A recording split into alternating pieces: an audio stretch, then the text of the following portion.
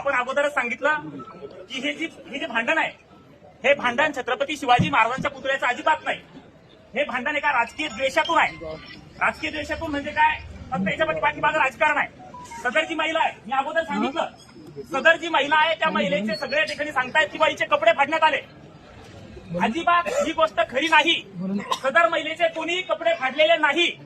माझं आव्हान आहे, कोणीतरी तो व्हिडिओ दाखवावा की आमचा एखादा माणूस, या गावचा सरपंच त्या महिलेचे कपडे फाडताना दिसत असेल तर. कपडे फाडणं तर सोडा, त्या महिलेच्या अंगाला साधा स्पर्श जर एखाद्या आमच्या माणसांनी केला असेल तर पोलीस असेल, कोर्ट असेल, हे सदा नंतर देईल. त्या माणसाला आम्ही चौकात फाशी देऊ, हे तुम्हाला मी या ठिकाणी सांगतो. बांधवांनो, इतक्या झुंडशाहीनं या पद्धतीनं हे पसरवण्यात आलंय की महाराष्ट्रभरामध्ये वंजारी समाजाला टार्गेट करून हा समाज पूर्णपणे खलनायक आहे, गुंड प्रवृत्तीचा आहे, हे पसरवण्याचं काम या ठिकाणी सोशल मीडियाच्या माध्यमातून केलं जात आहे. हजारो तरुण परगावातून त्या चिखला या गावात येत आहेत, तिथे येऊन धुडगूस घालतायत. त्या गावामध्ये आता माणसं नाहीये, सगळी माणसं अटक आहे आणि तिथल्या ज्या महिला आहेत त्या महिलांसोबत गैरवर्तन त्या ठिकाणी करतायत. पोलीस प्रशासन त्या ठिकाणी आहे, परंतु ते फक्त बघ्याची भूमिका घेत आहे, कुठली ठोस कारवाई करत नाही आणि सगळा समाज त्या ठिकाणी दहशतीखाली आहे, संपूर्ण गाव दहशतीखाली आहे. माझी विनंती आहे पोलीस प्रशासनाला या गोष्टी तात्काळ थांबल्या पाहिजेत. बाहेरून येणारे जे काही टोळके आहेत त्यांना त्या गावच्या शिवावर किंवा अगदी वेशीवर थांबवलं गेलं पाहिजे. त्यांना गावात प्रवेश देऊ नये, गावात शांतता राहिली पाहिजे, असा आमचा प्रामाणिक प्रयत्न आहे. सगळ्या लोकांना उद्या विनंती आहे की उद्या दिल्लीला संतोष भाऊ रनमाळे यांच्या शेतामध्ये सत्यबाजू काय आहे, महाराष्ट्राला ही जी काकड चिखल्याची जी घटना घडली आहे त्याचं सत्य काय आहे हे सांगण्यासाठी उद्या 10 ते 15,000 लोकांचा समुदाय या ठिकाणी जमणार आहे. मी तमाम समाजाला आवाहन करतो, त्यामध्ये मराठा आहे, वंजारी, माळी, धनगर, साळी, कोळी, तेली, सामोळी, सगळ्यांना 18 पगड जातीतल्या लोकांना एकत्र या ठिकाणी निमंत्रण देतो. तुम्ही या, सत्याच्या बाजूने, आणि जे सत्याच्या बाजूने आहेत त्यांना विशेष आमंत्रण आहे की तुम्ही या आणि या ठिकाणी सत्य काय आहे हे एकदा बघा की खरोखर सदर महिलेला जी मारहाण झाली आहे ती आमच्या पुरुषांनी केली आहे का, सरपंचांनी केली आहे का, गावकऱ्यांनी केली आहे का. सदर महिलेचे जे कपडे फाडलेले आहेत ते कोणी फाडलेले आहेत हे एकदा त्या ठिकाणी निपक्षपातीपणानं पोलीस प्रशासनानं सुद्धा चौकशी करावी, एसआयटी लावावी. अगदी ज्या ज्या प्रक्रिया आहे, तपास यंत्रणा आहे, त्या सगळ्या तपास यंत्रणेचा वापर करून सत्य महाराष्ट्राच्या समोर आणावं.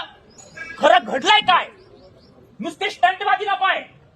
आणि म्हणून सगळ्यांना विनंती आहे की उद्या सगळ्यांनी, अगदी सगळ्या गावातल्या लोकांनी तुमच्या आमच्या अस्तित्वाची लढाई बांधवानो.